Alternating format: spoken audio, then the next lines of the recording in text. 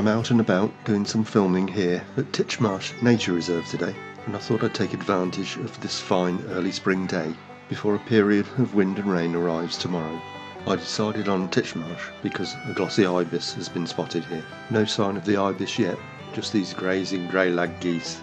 The ibis has been quite mobile, regularly spotted at several locations in this vicinity. Moving further into the reserve, I hear the piercing song of a wren, which you can just spot in the left-hand side of the frame. A little further down the path reveals a pair of reed bunting, and sitting atop a fence post, a robin. In the trees to my right, several blue-tit forage.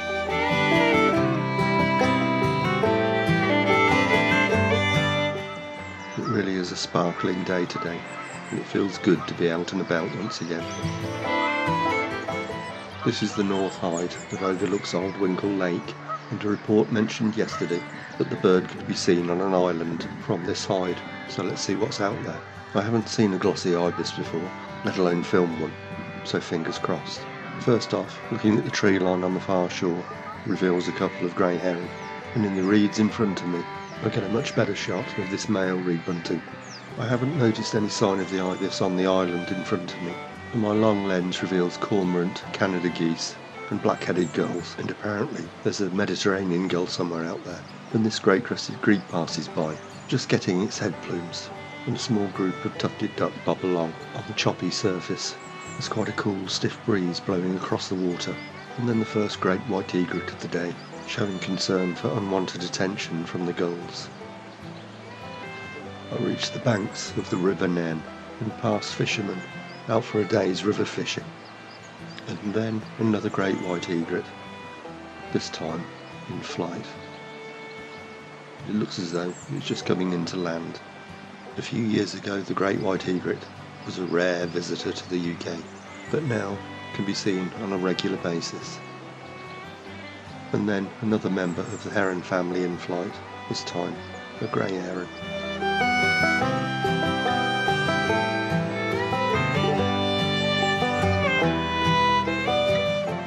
Moving on a little further reveals another, hunting at the water's edge. My search for the ibis continues, and I decide to retrace my footsteps, affording good views of Widgeon.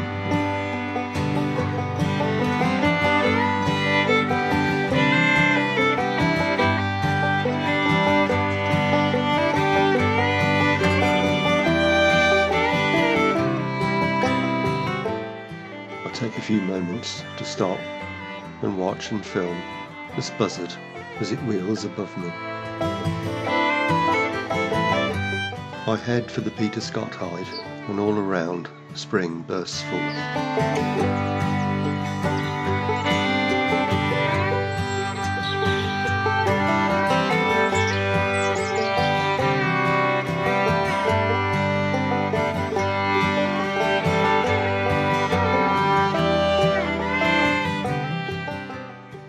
From the Peter Scott Hyde, I see yet another great white egret, one of the 3 or 4 that are here, and then continue as far as the fishing lake, and despite my efforts there's still no sign of the glossy ibis.